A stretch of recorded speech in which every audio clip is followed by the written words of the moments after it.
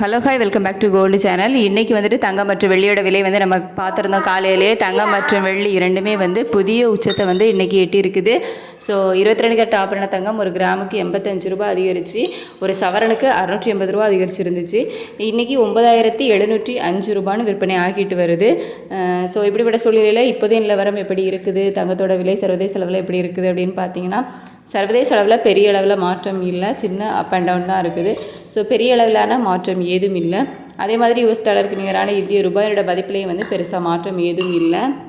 இதை வச்சு பார்க்கும்போது, அதாவது இப்போதைய நிலவரப்படி பார்க்கும்போது, நாளைக்கு தங்கத்தோட விலை 22 கேரட் ஆபரண தங்கம் 1 கிராம் இதே 9705 ரூபாயில் இருக்கலாம். அப்படி இல்லை அப்படின்னா ஒரு ப்ளஸ் ஆர் மைனஸ் 30 ரூபாய்க்குள்ள இருக்கலாம் இப்போதைய நிலவரப்படி.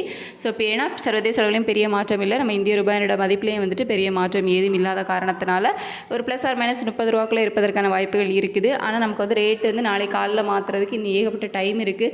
ஸோ நைட்டு சேஞ்ச் ஆகலாம், காலையில் வந்து மாற்றம் இருக்கலாம். ஸோ தலைகீழாக கூட மாறலாம். நம்ம வந்து காலையில் நிலவரம் எப்படி இருக்குது, நைட்டு எப்படி இருக்குது அப்படிங்கிறத பொறுத்து நெக்ஸ்ட் அப்டேட்டில் நம்ம வந்து உங்களுக்கு சொல்லலாம். தங்கத்தோட விலை வந்து நாளைக்கு எப்படி இருக்கும் அப்படின்னு சொல்லிட்டு. வெள்ளியோட விலை கேட்டிங்கன்னா, வெள்ளியோட விலை வந்து சர்வதேச அளவில் ஒரு ஏற்றத்தில் தான் இருக்குது. நம்ம இந்திய ரூபாயோட மதிப்பில் பெருசாக மாற்றம் இல்லை அப்படின்னாலும் நம்ம சர்வதேச அளவில் வெள்ளியோட விலையில் ஒரு சின்ன ஏற்றம் இருக்குது. அதனால் இன்றைக்கி விற்பனையான அதே விலையில், அதாவது 136 ரூபாயில் விற்பனை ஆகலாம்.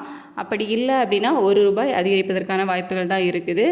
நம்ம இன்னும் டைம் இருக்குது, நம்ம வந்து கொஞ்சம் வெயிட் பண்ணி பார்க்கலாம். இப்போதையும் நிலவரப்படி இப்படி தான் இருக்குது. தேங்க்யூ.